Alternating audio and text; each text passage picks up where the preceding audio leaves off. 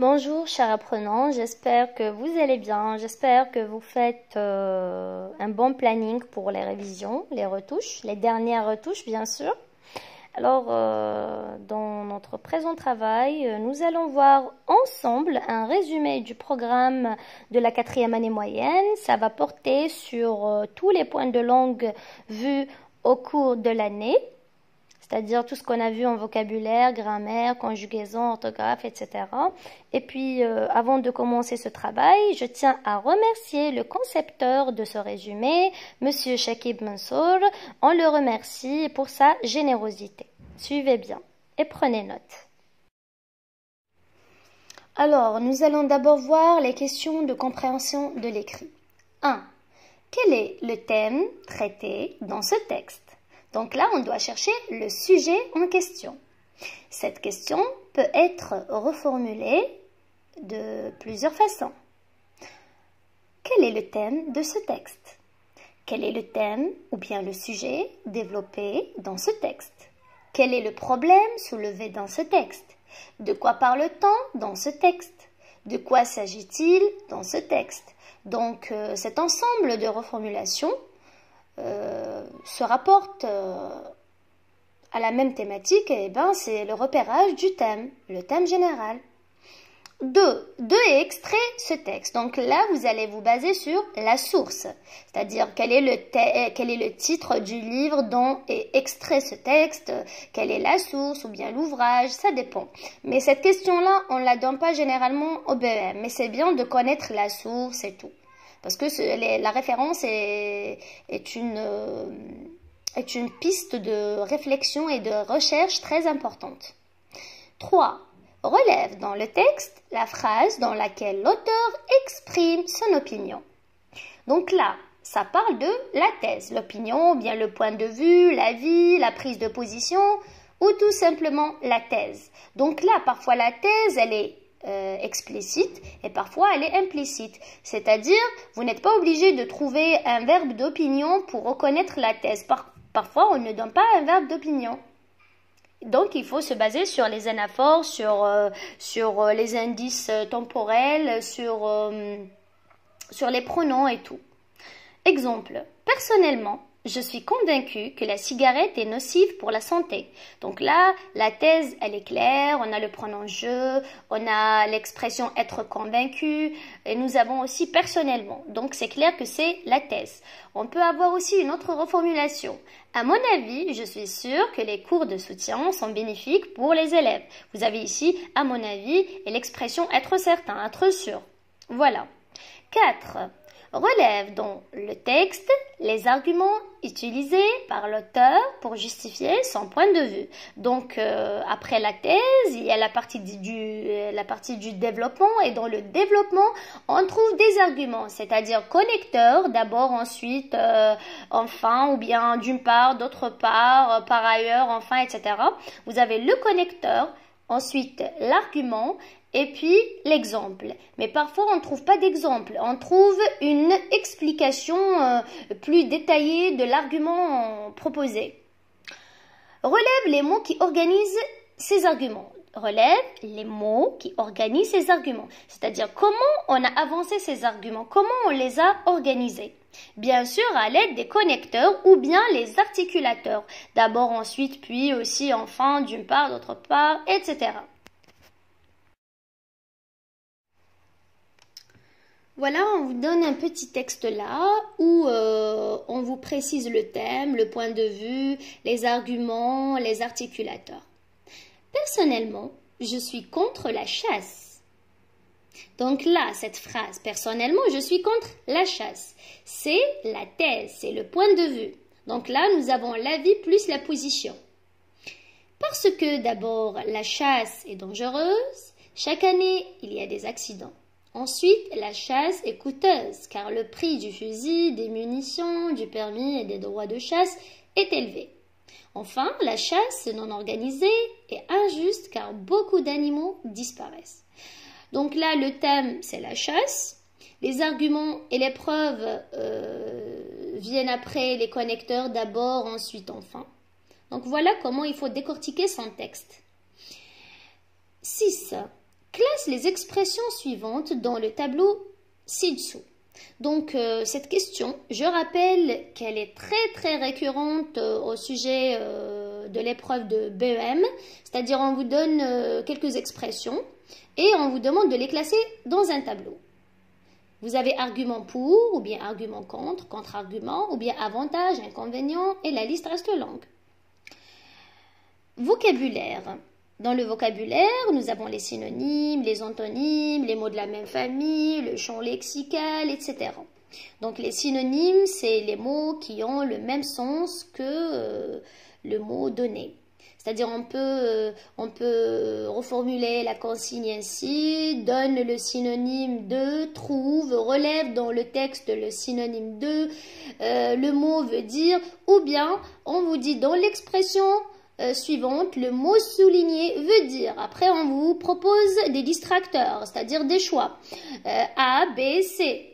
Et c'est à vous de choisir. Et comment il faut faire? Il faut contextualiser. Il faut revenir au texte, retrouver l'expression, lire ce qui vient avant et ce qui vient après pour pouvoir choisir la bonne réponse. Les antonymes, c'est les contraires et les opposés, donc c'est la même chose par rapport au modèle de consigne.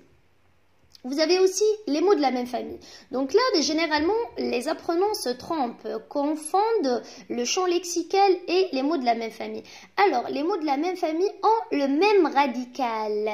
Par exemple, jardiner, jardinage, jardinier, jardinière. Donc, nous gardons toujours le même radical et nous ajoutons seulement des suffixes.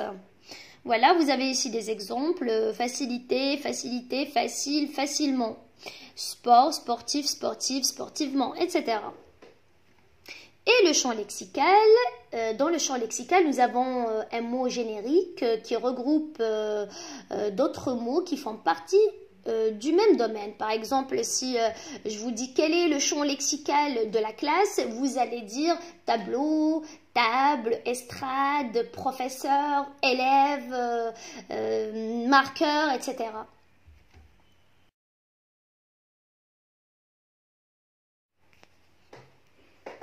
Alors, pour le champ lexical, vous pourrez retrouver les suivantes consignes. Relève dans le texte deux mots qui appartiennent au champ lexical de. Relève le champ lexical relatif au thème. Relève les mots qui renvoient à l'idée de. Relève les mots qui sont en relation avec. Voilà, donc vous pouvez retrouver ce type de consigne. Grammaire. Vous avez tous vu les différentes propositions. Nous avons les phrases coordonnées, juxtaposées et subordonnées. Donc pour la coordination, vous avez deux phrases indépendantes, c'est-à-dire qui peuvent s'utiliser toutes seules. Bien sûr reliées par une conjonction de coordination. Comme vous le savez, nous avons une liste de conjonctions de coordination qu'il faut apprendre par cœur. Mais où est donc Ornicart? Exemple, il est absent car il est malade. Nous avons deux propositions. La première, c'est il est absent. La deuxième, il est malade. Si vous remarquez, nous pouvons les utiliser toutes seules. Mais là, elles ont été reliées par une conjonction de coordination qui exprime la cause. Eh bien, c'est car. Il est absent car il est malade. Nous avons la juxtaposition. La juxtaposition représente deux phrases ou propositions indépendantes mais séparées par une virgule, un point-virgule ou bien les deux points. Et là, pour retrouver le rapport logique, il faut se baser sur la sémantique, sur le sens. Farid est content, il a réussi son examen. Donc là, on pose quelle question? Pourquoi Farid est content? Farid est content car il a réussi son examen, parce qu'il a réussi son examen. Donc là, c'est la cause qui est exprimée. Nous avons la subordonnée. La subordonnée comprend deux propositions. La proposition principale et la proposition subordonnée. Mais dans la subordonnée, il n'y a pas de phrase indépendante. La subordonnée dépend obligatoirement de la principale. Donc, et bien sûr, pour avoir une subordonnée, il faut connaître les conjonctions de subordination. Attention, il est très important de les maîtriser afin de pouvoir faire les différentes donc, par exemple, si on veut reformuler, on va dire Farid est content parce qu'il a réussi son examen. Farid est content, c'est la proposition principale. Parce qu'il a réussi son examen, c'est la proposition subordonnée de cause. Nous avons vu ensemble lors de la 4e année plusieurs rapports logiques et nous allons les voir brièvement dans ce petit résumé. Alors, on commence par l'expression du but. Vous savez très bien qu'on peut exprimer le but dans une phrase simple à l'aide de groupes prépositionnels comme on peut l'exprimer dans une phrase complexe. Dans une phrase simple, vous avez pour ou bien afin de ou bien dans le but de, mais vous êtes obligé d'ajouter soit un verbe à l'infinitif, soit un groupe nominal. Il va à l'école pour étudier. Il va à l'école afin d'étudier. Il va à l'école dans le but d'étudier. Donc là, nous avons exprimé un but à atteindre à l'aide d'un infinitif. Voilà. Il y a aussi des buts à éviter. Et pour les exprimer, il faut utiliser de peur de ou bien de crainte de. Je révise de crainte d'échouer. C'est-à-dire on évite l'échec comment en révisant. Voilà. Alors, on peut aussi exprimer le but dans une phrase complexe. C'est quoi une phrase complexe? C'est une phrase qui contient plus de 2 verbes conjugués. Pour exprimer le but dans une phrase complexe, il faut utiliser soit pour que, soit afin que, soit de peur que, soit de crainte que. Mais je rappelle, pour que et afin que, on les utilise pour les buts à atteindre. Par exemple, il va à l'école pour qu'il étudie. On ne peut pas dire il va à l'école de peur qu'il étudie. Parce que de peur que plus de crainte que, on les utilise quand on veut éviter quelque chose. Par exemple, je prends mon parapluie de peur que la pluie me surprenne. Sans oublier qu'après ces conjonctions, il faut utiliser le subjonctif présent. Nous avons aussi l'expression de cause. Comme je l'ai déjà cité, on peut l'exprimer dans une phrase simple et dans une phrase complexe. Alors, là, nous avons car, parce que, vu que, étant donné que, donc c'est une subordonnée, sous prétexte que, puisque, comme. Je tiens à attirer votre attention sur puisque et comme. Elle vient toujours au début. Comme il est malade, il est absent. Comme égale puisque. Et dans une phrase simple, bien sûr à l'aide d'un infinitif ou un groupe nominal, vous avez à cause de, grâce à. Mais là, je tiens à préciser, à cause de, c'est une cause, c'est-à-dire vous parlez d'une cause négative, grâce à, c'est une cause, c'est-à-dire on l'utilise pour exprimer une cause positive. Voilà, j'ai réussi mes examens grâce à mes efforts. On ne peut pas dire j'ai réussi mes examens à cause de mes efforts. Mes efforts, c'est-à-dire les efforts sont positifs là. Donc, il faut faire très attention au sens. Hein. Alors, exemple, il est absent à cause de sa maladie. À cause de sa maladie, c'est un groupe prépositionnel de cause. L'expression de la conséquence. La conséquence, c'est le résultat. Donc là, on vous propose les différentes conjonctions à utiliser. Alors, c'est-à-dire pour exprimer la conséquence dans une phrase coordonnée, vous avez donc, alors, c'est pourquoi, en conséquence, par conséquent. Dans une phrase subordonnée, vous avez bien que, de sorte que, de façon que, au point que, tellement que, si que. Mais attention, là, il y a des conjonctions qui s'utilisent séparément, comme tellement que. Il est tellement malade qu'il s'est absenté. Vous avez aussi si que, c'est la même chose. Exemple, il est malade si bien qu'il est absent. Donc, si bien qu'il est absent, c'est une proposition subordonnée de conséquence. Il est tellement malade qu'il s'est absenté. Donc là, vous avez remarqué qu'on a utilisé la conjonction de le tellement plus que de manière séparée. Il est malade, c'est pourquoi il est absent. L'expression du temps. Donc là, dans l'expression du temps, nous avons 3 types. La simultanéité, quand on fait 2 actions en même temps. Vous avez les suivantes conjonctions à utiliser. Quand, lorsque, comme, pendant que, tandis que, au moment où, plus indicatif ou conditionnel. Pendant que je révise, Mon ami m'appelle. L'antériorité.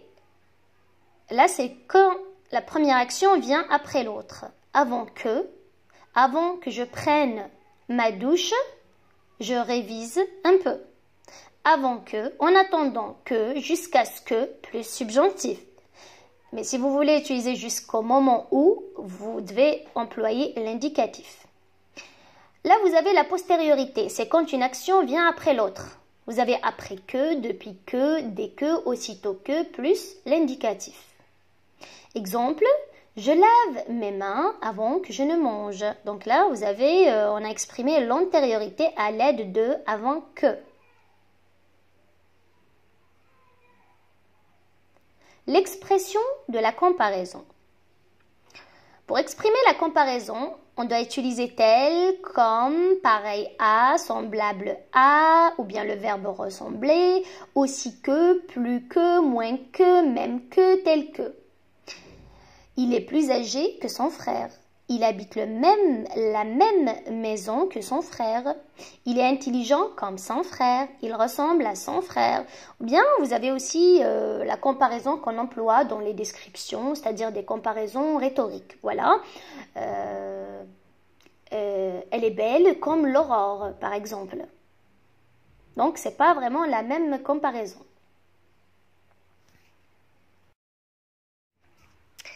L'expression de l'opposition. C'est quoi l'expression de l'opposition? C'est le fait d'avoir deux propositions contenant deux idées opposées, contradictoires. D'accord? On peut exprimer l'opposition dans une phrase simple à l'aide d'un infinitif ou un groupe nominal. Bien sûr, on peut l'exprimer dans une phrase complexe coordonnée, complexe juxtaposée, complexe subordonnée. Voilà, donc pour exprimer l'opposition dans une phrase simple, vous pouvez utiliser malgré ou bien en dépit de. En dépit de sa maladie, il arrive à travailler. Malgré sa maladie, il travaille. Voilà, donc si vous avez remarqué, malgré ou bien en dépit de s'utilise avec un groupe nominal ou bien un verbe à l'infinitif. Voilà. Et je tiens à attirer votre attention sur une erreur récurrente, c'est malgré que. Il n'y a pas de malgré que. Malgré que n'existe pas. Il y a seulement malgré. Alors, dans la phrase complexe, nous pouvons exprimer l'opposition grâce aux suivantes conjonctions de coordination. Mais, or, cependant, toutefois, néanmoins, pourtant, en revanche, au contraire. Par exemple, il est intelligent, mais il n'obtient pas de bonnes notes. Comment on peut exprimer l'opposition dans une subordonnée grâce aux suivantes conjonctions? Bien que, quoique, plus subjonctif présent. Bien qu'il soit intelligent, il n'arrive pas à avoir de bonnes notes. Ou bien alors que, ou même si, mais plus indicatif. Vous avez l'expression du moyen qu'on peut exprimer à l'aide de avec, par, en, de, à. Exemple, il écrit avec un stylo rouge. Avec un stylo rouge, c'est l'expression du moyen. Vous avez l'expression de la condition ou bien l'hypothèse qu'on peut exprimer ainsi. Alors, dans une phrase simple, à condition de, comme je l'ai toujours mentionné, plus groupe nominal ou un infinitif, vous avez en cas de, à en croire. Tu réussiras au BEM à condition de travail. Dans une phrase complexe, à condition que, plus subjonctif. Tu réussiras au BEM à condition que tu travailles bien. Et bien sûr, la condition peut s'exprimer à l'aide de si. Et ça, si vient toujours au début de la phrase. Si, on a deux règles. Si plus présent égale futur simple. Si plus imparfait égale conditionnel présent. Les deux règles-là, nous les avons vues ensemble au cours de l'année. Il y a aussi une troisième règle. Si plus que parfait égale conditionnel passé. Donc, si tu révises tes leçons, tu réussiras au BEM. Si tu révisais tes leçons, tu réussirais au BEM. Donc, il faut faire attention au premier verbe pour pouvoir conjuguer le deuxième. Nous avons aussi la proposition subordonnée relative et la proposition subordonnée complétive. Alors, la proposition subordonnée relative peut s'exprimer à l'aide des pronoms relatifs suivants. Qui, que, où, dans. Le professeur corrige les cahiers qui sont sur le bureau. Donc là, pour être sûr qu'il s'agit d'une relative, vous allez vérifier la nature de l'antécédent. C'est quoi l'antécédent? C'est le mot qui vient avant le pronom relatif. Ici, par exemple, nous avons l'antécédent les cahiers. Les cahiers, c'est un nom. Donc, qui sont sur le bureau, c'est une relative. Vous avez aussi les cahiers que le professeur corrige sont sur le bureau. Donc, l'antécédent, c'est cahier que le professeur corrige, c'est une proposition subordonnée relative. Et je tiens à attirer votre attention sur un détail. Sachez que l'antécédent, c'est le mot répété. D'accord? Les questions possibles. Relève dans le texte une proposition subordonnée relative ou bien évite la répétition en employant le pronom relatif qui convient. Et là, pour employer le bon pronom relatif, il faut que vous sachiez les différentes fonctions des pronoms. Par exemple, le qui, il remplace souvent un sujet. Le que, c'est toujours COD. Ou ça peut être un CCT ou un CCL. Le dont, c'est un complément du nom ou bien un COI. Donc, il faut faire très attention pour choisir le bon pronom relatif. Décompose la phrase en deux phrases simples, A et B. Donne la nature de la proposition soulignée. Mais au BEM, généralement, on demande aux apprenants de relever dans le texte. Voilà. On a aussi la proposition subordonnée complétive. C'est simple. Vous vérifiez vous vérifiez ce que vous avez avant le que. Si c'est un verbe, donc c'est une complétive. Je veux que tu révises tes leçons. On a ici le verbe vouloir, veut, c'est un verbe. Donc, que tu révises tes leçons, c'est une proposition subordonnée complétive. Quelles sont les questions possibles? Relève dans le texte une proposition subordonnée complétive ou bien donne la nature de la proposition soulignée. La forme passive et active qui revient souvent lors des épreuves de BEM. Là, vraiment, c'est une leçon très facile, mais la clé de la réussite, c'est quoi? Bien sûr, c'est la conjugaison, parce qu'il y a des élèves qui maîtrisent la règle, mais qui se bloquent face au verbe. Pourquoi? Parce qu'ils ne maîtrisent pas la conjugaison. Alors, on vous donne un exemple. L'élève révise la leçon. Donc là, avant de faire la transformation, parce que tout d'abord, vous allez décomposer la phrase sujet, verbe, complément. Ensuite, vous allez placer le complément comme un sujet et le sujet comme un complément d'agent. C'est-à-dire la leçon qui était complément devient sujet dans la deuxième phrase, la phrase active. Et l'élève qui était sujet devient complément d'agent. Par exemple, par l'élève. Et là, on va voir le temps du verbe révise. C'est le présent. Donc, qu'est-ce qu'on va faire? On va utiliser l'auxiliaire être au présent. Et le verbe réviser devient un participe passé. Donc, la leçon est révisée, on n'oublie pas l'accord, et eux, par l'élève. Deuxième, l'élève révisera la leçon. Donc là, nous avons un autre temps qui apparaît, c'est le futur. Donc, on va appeler l'auxiliaire être au futur. La leçon sera révisée par l'élève. Voilà. Mais attention, parfois, vous n'avez pas le complément d'agent. Par exemple, vous pouvez ne pas l'avoir et bien sûr, vous pouvez ne pas l'avoir d'une manière indirecte, c'est-à-dire à travers le pronom indéfini. On a cassé le tableau. Qui a cassé le tableau?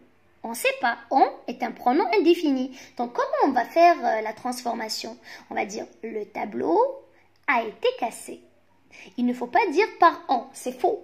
D'accord? Donc, quand vous avez un pronom indéfini, on ne le mentionne pas comme complément d'agent. Pareil pour les autres pronoms. On ne dit pas, par exemple, nous avons fait des efforts. Les efforts ont été faits et vous vous arrêtez. On ne dit pas par nous. OK? Parfait. Les questions possibles. Réécris la phrase à la voix active, réécris ou bien transforme la phrase suivante à la voix passive, etc. Ou bien réécris la phrase suivante en commençant ainsi. Ou bien par. Nous avons aussi une leçon très importante dans le programme, c'est le discours direct et le discours indirect. C'est une leçon très facile, mais qui nécessite de la concentration et surtout la maîtrise de la conjugaison et bien sûr la maîtrise des transformations. Il faut vraiment connaître, apprendre par cœur les transformations sans oublier la règle. Voilà. Donc, dans le style direct et indirect, nous avons toujours un verbe introducteur de parole ou bien ce qu'on appelle le verbe de parole. Comme par exemple, le professeur dit « révisez vos leçons ». Dit, c'est un verbe de parole. Demande, annonce, ajoute, etc. La liste est longue. Donc, quand le verbe introducteur de parole est au présent ou bien au futur simple, vous n'effectuez aucune transformation verbale. Sauf c'est-à-dire les petites transformations, genre on enlève la ponctuation, on change les pronoms, seulement. Mais si le verbe introducteur de parole est conjugué au passé, n'importe quel passé, passé composé, imparfait, passé simple, etc., il faut effectuer certaines transformations.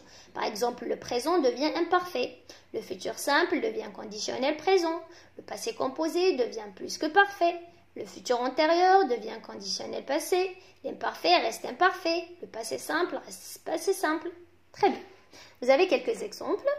Le professeur dit à ses élèves, vous réussirez au BEM. Le professeur dit à ses élèves, on enlève la ponctuation, qu'ils réussiront au BEM. Donc là, on n'a pas effectué de transformation car le verbe est conjugué au présent. Mais attention, ce verbe peut être considéré comme étant un verbe conjugué au passé simple parce que le verbe dit a la même conjugaison avec la troisième personne du singulier. Le professeur a dit. Regardez, là, on a changé le ton du verbe introducteur de parole. Il est conjugué au passé composé. Donc, il y a changement verbal. Dit à ses élèves, vous réussirez. Vous avez le futur entre guillemets. Et si on vérifie dans le tableau, le futur devient conditionnel présent. Donc, le professeur a dit à ses élèves qu'ils réussiraient au BEM. Le professeur me dit, tu réussiras au BEM. Le professeur me dit que je réussirai au BEM. Mais attention, il y a certaines transformations possibles aussi. Par exemple, quand vous trouvez l'impératif, l'impératif devient infinitif. La maman ordonna à son fils, révise tes leçons. La maman ordonna à son fils de réviser ses leçons. Donc, pour avoir l'infinitif, il faut éliminer la ponctuation, la remplacer par la préposition de et bien sûr mettre le verbe à l'infinitif. On a aussi certaines transformations. Par exemple, le que, la maîtresse demande à ses élèves. Que voulez-vous faire durant les vacances? Le que devient ce que. La maîtresse demande à ses élèves ce qu'ils veulent faire durant les vacances. Vous avez aussi l'inversion. Est-ce que plus inversion ou bien inversion tout court? Par exemple, le père demande à son fils, est-ce que tu as mangé? Le père demande à son fils si il a mangé. Si il a mangé. Donc l'inversion ou bien est-ce que le pronom interrogatif devient si.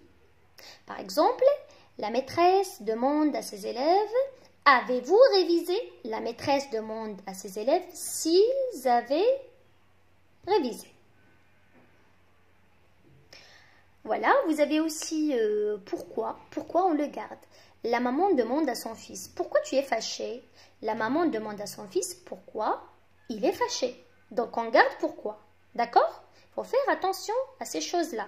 Pourquoi on garde? Est-ce que, ou bien inversion, on remplace par si. Que, par exemple, que veux-tu? Que devient ce que. D'accord? Et l'impératif devient infinitif. La fameuse conjugaison, la bête noire des apprenants. Parfois, il y a des apprenants qui maîtrisent la règle, qui sont bons en français, mais quand ils arrivent à la conjugaison, ils sont bloqués. Pourquoi? Parce qu'ils n'arrivent pas à retenir les terminaisons, les cas, les exceptions. Et c'est faux. Je vous conseille d'élaborer des tableaux synthétiques où vous mettrez les terminaisons par groupe, par temps verbal, les exceptions à part et bien sûr les apprendre par cœur. Alors, les terminaisons du présent de l'indicatif. Premier groupe, E, ES, E, ONS, EZ, ENT. Deuxième groupe, IS, IS, IT, I2S, ONS, I2S, EZ, I2S, ENT. Troisième groupe, SST, ONS, EZ, ENT, SSD, ONS, EZ, ENT, XXT, ONS, EZ, ENT. Il y a aussi quelques exceptions, ES, E, ES, E, ONS, EZ, ENT. Par exemple, j'ouvre, tu ouvres, il ouvre, nous ouvrons, vous ouvrez, il ou elle ouvre. Pareil pour offrir. Et bien sûr, nous avons des exceptions. Il faut faire attention aux exceptions.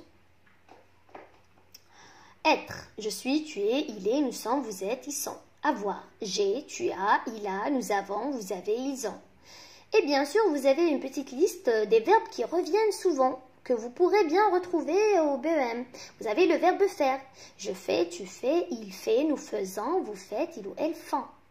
Pouvoir, aller, aller change. Je vais, tu vas, il va, nous allons, vous allez, ils vont. Pouvoir, je peux, tu peux, il peut, nous pouvons, vous pouvez, ils peuvent. Vouloir, je veux, tu veux, il veut, elle veut, nous voulons, vous voulez, ils veulent. Sortir, je sors, tu sors, il sort, nous sortons, vous sortez, ils sortent. Là, c'est pour le présent de l'indicatif. Vous avez le présent de l'impératif. Bien sûr, vous savez tous qu'on emploie le présent de l'impératif avec 3 pronoms seulement. C'est tu, vous, nous. Voilà. Et bien sûr, on emploie l'impératif pour donner un ordre ou bien conseil ou bien des instructions. Exemple. Lave tes mains. Lavons nos mains. Lavez vos mains. Si vous avez remarqué, avec tu, nous n'avons pas mis de S, parce que généralement, les élèves, qu'est-ce qu'ils font? Quand ils conjuguent à l'impératif avec tu, ils mettent le ES, alors que c'est faux. Avec l'impératif, il n'y a pas de ES, malgré qu'il s'agit du pronom tu. D'accord? Mais parfois, avec les verbes du troisième groupe, deuxième, on met le S. Ok? Finis ton travail, finissons notre devoir, finissez votre devoir. Et bien sûr, on a aussi un cas avec l'impératif. Quand il s'agit de verbes pronominaux, il y a l'inversion avec les pronoms. Lave-toi les mains, par exemple se laver, lave-toi les mains, lavons-nous les mains, lavez-vous les mains. Voilà, pour l'impératif, pour le présent de l'impératif. Nous avons aussi le subjonctif présent. Il est très facile, il suffit seulement de retenir les désinences et bien sûr de savoir quand est-ce qu'il faut utiliser le subjonctif. Déjà, quand est-ce qu'il faut utiliser le subjonctif? Quand il s'agit d'une obligation, il faut que tu fasses des efforts. Quand on exprime des sentiments, la peur, la crainte, la joie, etc. Quand on fait une prière, que Dieu te bénisse, par exemple. Quand on fait une exhortation, un appel, d'accord? Alors, pour le premier et le troisième groupe, vous avez les suivantes terminaisons. ES, ES, E, IONS, IEZ, ENT. Mais pour le deuxième groupe, vous avez IES2, IES, ES, I2S, E, I2S, IONS, I2S, IEZ, I2S, ENT. Alors, l'auxiliaire être et avoir au subjonctif présent. Que je sois, que tu sois, qu'il ou qu'elle soit, que nous soyons, que vous soyez, qu'il, qu'elle soit. Avoir, que j'ai, que tu aies, qu'il ait, que nous ayons, que vous ayez, qu'il sait. Faire, que je fasse, que tu fasses, qu'il fasse, que nous fassions, que vous fassiez, qu'il fasse. Donc là, je vous assure que c'est très facile. Il suffit seulement de s'organiser, d'apprendre par cœur ces terminaisons et bien sûr de connaître les différentes exceptions, surtout celles qui reviennent souvent et bien sûr s'entraîner. Il faut s'entraîner, il faut conjuguer. Et je vous conseille aussi une application très bénéfique. Vous pouvez aller sur Play Store, écrire le conjugueur et télécharger. Vraiment, vous n'allez pas regretter parce que c'est une application qui va vous aider. Mais il ne faut pas compter sur l'application. C'est-à-dire, vous pouvez consulter les différents tableaux de conjugaison, écrire le verbe et vous aurez tout.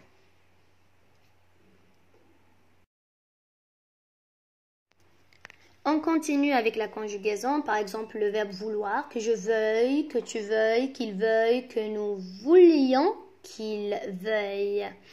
Pouvoir, que je puisse, que tu puisses, qu'il puisse, que nous puissions, etc. Savoir, que je sache, que tu saches, qu'il sache, que nous sachions, etc. Alors, vous avez là le présent du conditionnel et le futur simple. Alors, comment peut-on former le conditionnel présent? C'est simple, le R du futur plus la terminaison de l'imparfait. Voilà, on va faire un court rappel des terminaisons de l'imparfait. Alors, AIS, AIS, AIT, IONS, IEZ, AI, ENT. Voilà. Et là, vous avez un tableau. Bon, je ne vais pas le lire. C'est à vous de le faire. Vous avez être, avoir, quelques verbes pertinents, bien sûr. Et vous n'avez qu'à apprendre par cœur. Voilà. Pour le futur simple, vous avez RAI, RAS, RA, RONS, REZ, RONT. Voilà, c'est ça. Le conditionnel, c'est bon, on l'a bien expliqué. Le R du futur ou bien l'infinitif plus la terminaison de l'imparfait. Voilà. Donc, le secret, c'est apprendre par cœur et s'entraîner pour la conjugaison et savoir quand est-ce qu'il faut utiliser les temps, bien sûr. On continue avec la conjugaison. Donc, pour l'imparfait, nous avons déjà cité AIS, AIS, AIT, IONS, IEZ, AIENT pour le troisième et le premier groupe. Mais pour le deuxième groupe, vous avez I2S, AIS, I2S, AIS, I2S, AIT, I2S, IONS, I2S, IEZ, I2S, AIENT. Et bien sûr, pour chaque temps verbal, je vous conseille de connaître l'auxiliaire être et avoir. Ok, donc j'étais, tu étais, il était, nous étions, vous étiez, ils étaient. Avoir, j'avais, tu avais, il avait, nous avions, vous aviez, ils avaient. Pour le plus que parfait, comment peut-on le former? C'est simple, on prend l'auxiliaire être ou avoir à l'imparfait plus le participe passé. J'avais révisé mes leçons. Tu étais sorti à 12 heures. Voilà. Et vous avez aussi le passé composé, pareil, auxiliaire avoir ou être plus le participe passé. Et là, je tiens à attirer votre attention sur le choix de l'auxiliaire. Donc, quand est-ce que peut-on choisir l'auxiliaire avoir ou être dans une phrase? Quand on a un COD, il faut choisir. Quand on a un COD dans la phrase, il faut choisir l'auxiliaire avoir. J'ai révisé mes leçons. Mes leçons, c'est COD. Donc là, j'emploie l'auxiliaire avoir avec le verbe réviser. Vous avez ici, tu es sorti à 12 heures. Il n'y a pas de COD, donc j'emploie l'auxiliaire être. Et l'auxiliaire être s'emploie généralement pour l'état. D'accord? Voilà. C'est tout ce qu'on a normalement. Voilà, donc vous n'avez qu'à réviser les règles et bien sûr de s'entraîner à conjuguer. Voilà, c'est le secret de la maîtrise de la conjugaison. Futur antérieur de l'indicatif. J'aurais révisé mes leçons. Donc là, on constitue le futur antérieur à l'aide d'un auxiliaire au futur, bien sûr simple, plus le participe passé. Bien sûr, l'auxiliaire être ou avoir. Hein. Donc, tu seras sorti ou bien j'aurais révisé mes leçons. Bien sûr, si l'action au futur antérieur, elle passe avant celle du futur simple. Quand tu auras fini ton travail, tu m'appelleras. D'accord? Donc, le premier verbe est conjugué au futur antérieur, le deuxième au futur simple. Le passé simple. Premier groupe. AI, AS, A, AM, AT, R. Deuxième groupe. IS, IS, IT, IM, IT, IR. Troisième groupe. IS, IS, IT, IM, IT, IR. Ou bien US, US, UT, UM, UT, UR. Bien sûr, sans oublier être, avoir. Je fus, tu fus, il fut, nous fûmes, vous fûtes, ils furent. J'eus, tu eus, il eut, nous eûmes, vous eûtes, ils ou elles eurent. Finir, je finis, tu finis, il finit, nous finîmes, vous finîtes, il ou elle finirent. Prendre, je pris, il prit, nous prîmes, vous prîtes, il ou elle prirent. Mettre, je mis, tu mis, il mit, nous mîmes, vous mîtes, il ou elle mirent.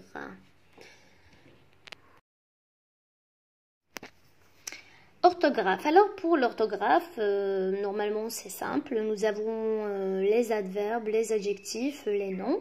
Alors comment peut-on former un adverbe? On ajoute soit le suffixe ment, soit amant. Comment peut-on les ajouter? C'est-à-dire si vous avez un adjectif qui se termine par ENT, par exemple passion, qu'est-ce qu'on va faire pour former l'adverbe? On va bien sûr sélectionner ment, M-E-N-T, mais avant de le placer, il faut supprimer ENT de l'adjectif passion. On enlève ENT et on met ment, bien sûr tout en doublant le M pour des raisons de phonie. Patiemment, d'accord? Méchant, ça se termine avec ANT, donc il faut utiliser amant, méchamment, en doublant le M, d'accord?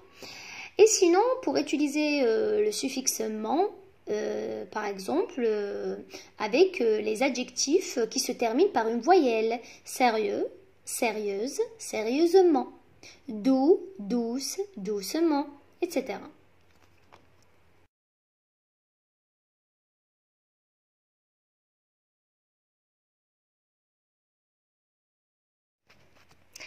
Merci de votre attention, chers élèves.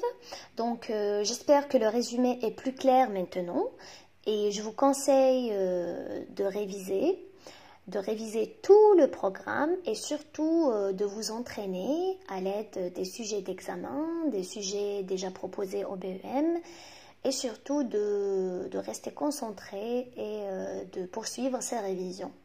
Et si ce travail vous plaît, n'oubliez pas de prendre des notes et de partager avec vos camarades.